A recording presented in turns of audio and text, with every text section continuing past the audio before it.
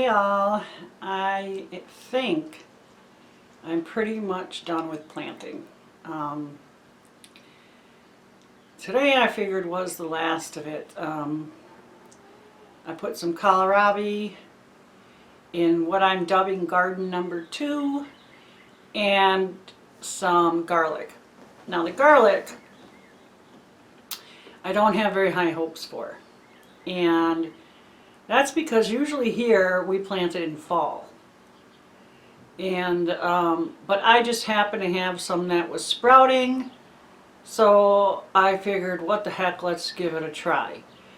But besides that, when I was planting today, the soil was so wet. It was like clay, and you don't like to plant in soil like that.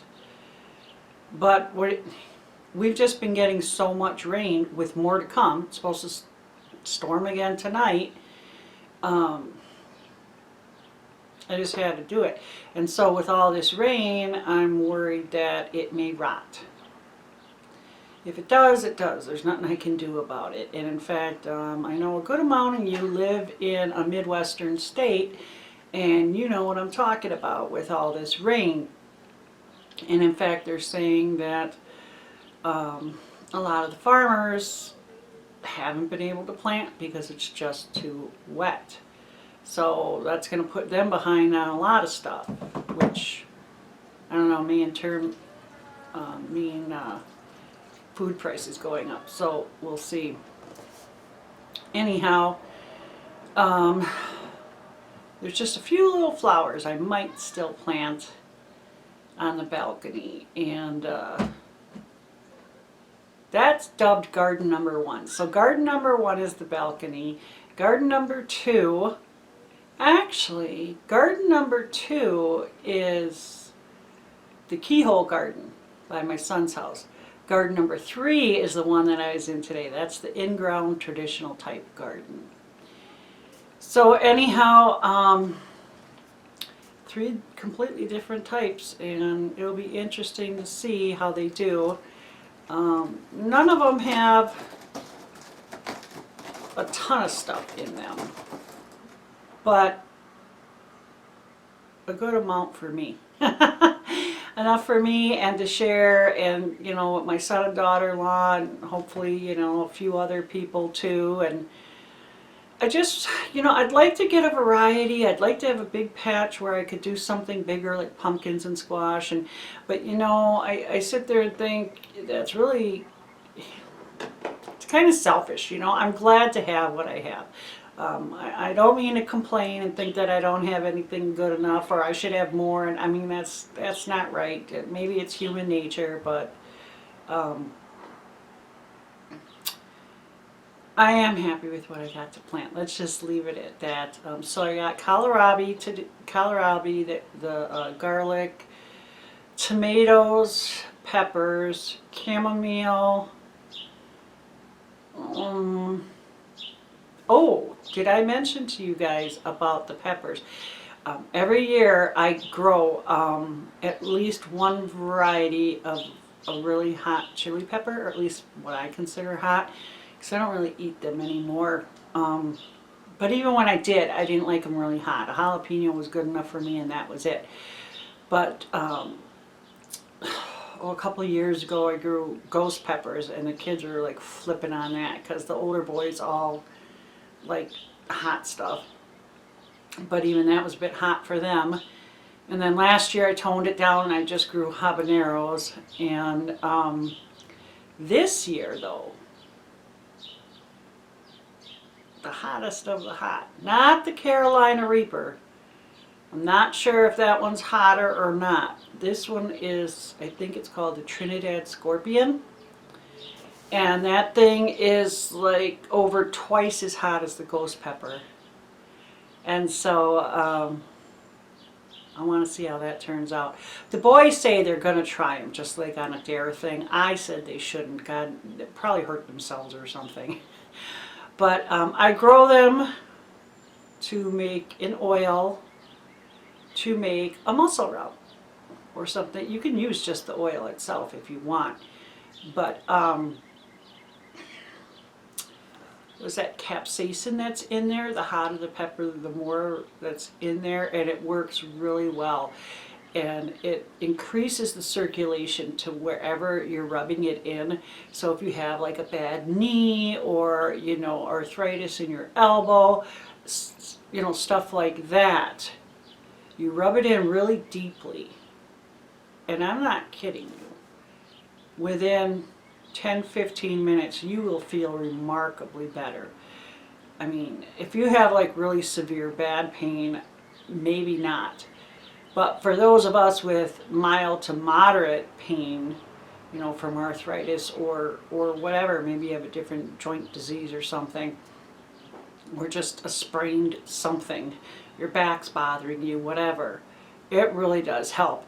I just use it more so in a muscle rub, because then I add other stuff, like mustard seed oil is really good, so I put that in there, and just a few other things. I did make a video on it once, and I'll put a link to that video down in the description box. But I tend to, switch it around here and there. There's no hard and fast rules to it. You put what you want in there. I like emu oil, but it's a little pricey, and it doesn't come in a big container. So if I don't have any, then I don't put it in there. But anyhow, so what else do I have planted? Well, cucumbers, zucchini, oregano, parsley,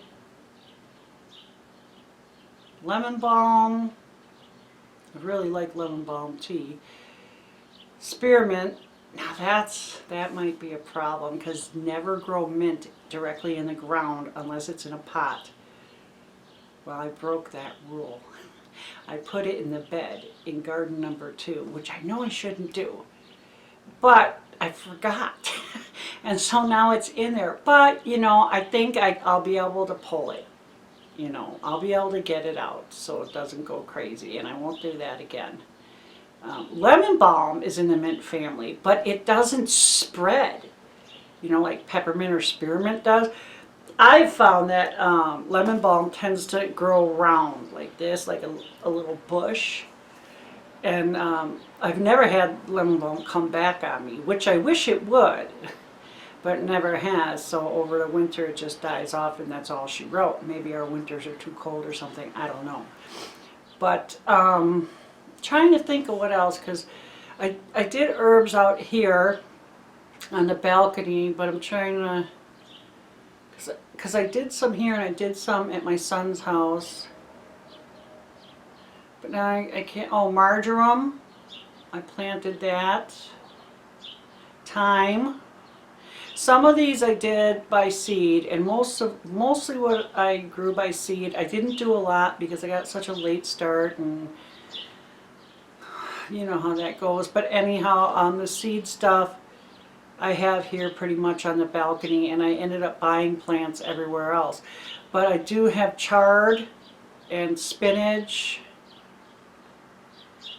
and then I just got a bunch of flowers, which I normally don't do a lot of flowers, but I don't know, it's been such a cloudy, kind of crappy spring. I think I was just really in the mood for all that color, I'm hoping they turn out well. Oh, and I finally bought myself, because my kids gave me that really big gift card on Mother's Day for the garden center. I got myself some begonias. Tuber begonias to me are just so spectacular, so pretty, and they're one of my favorite flowers. And just found out at my son's new house they have several peony bushes, and I'm excited because peonies are actually my #1 favorite flower.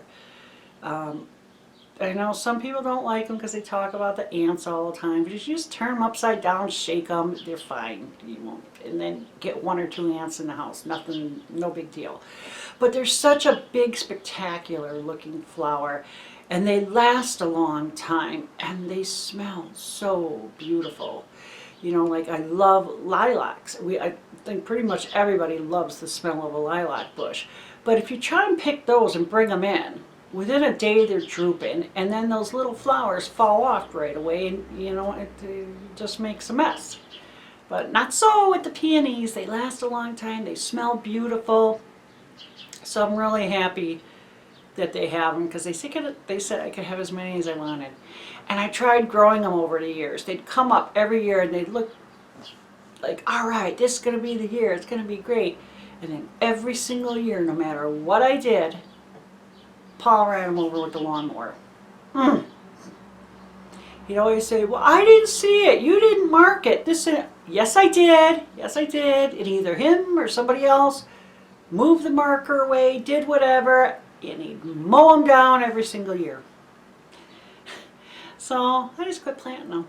But anyhow, that's my story for today. If you guys got any exciting gardening, news, put it in comments. You have any questions, maybe I or somebody else down in comments can answer them for you. Let's do some garden talk. I think that'd be a lot of fun.